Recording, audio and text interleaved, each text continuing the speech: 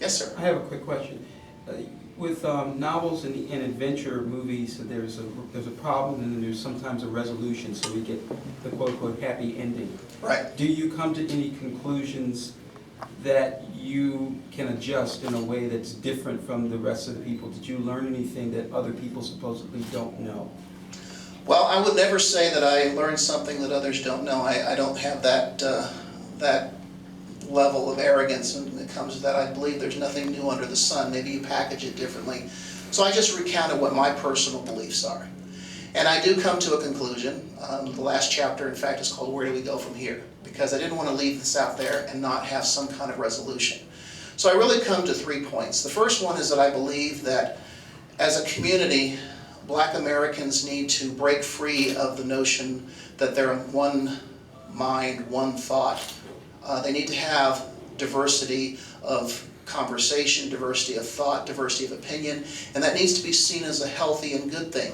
I can't think of any other demographic group in America that has a single mind about anything. I mean, even if you look at voting patterns, there is no group that votes with the level of consistency and in the large numbers that the Black community does from one particular point of view. So I'm just encouraging, first of all, that we break away from the whole notion of having this collectivist mindset. The second thing is promoting individuality. That's a very American trait. It's part of the American character.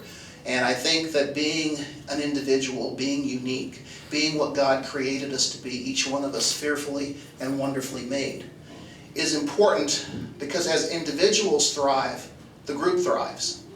What I believe when you start bringing people together as a group and you start expecting them to act as a group, I believe it takes away from their opportunity to make the group even better by letting individuals reach their full potential. And I'll be with you in a second. The other thing is free enterprise.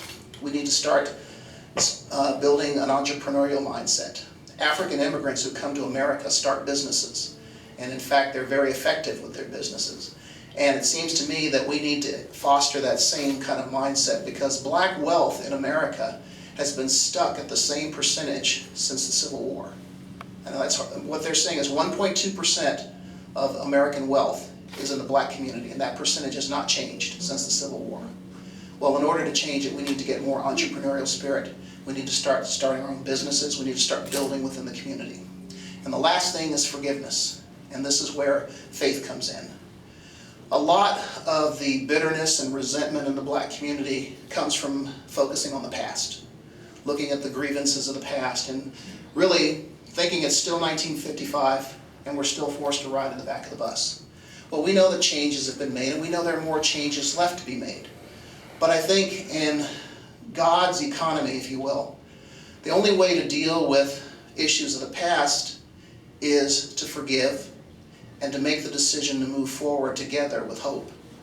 And that's really the conclusion I have, is that the only way we can start breaking free of the issue of race is to let the past be the past, because we have no power to change it. We're not in the future yet, so there's nothing we can do to influence that, but what we can do is influence right here and now, and making a decision right here and now that we want to move forward together as Americans, that we want to be equal partners in liberty.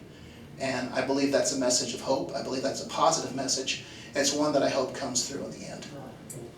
Yes, sir.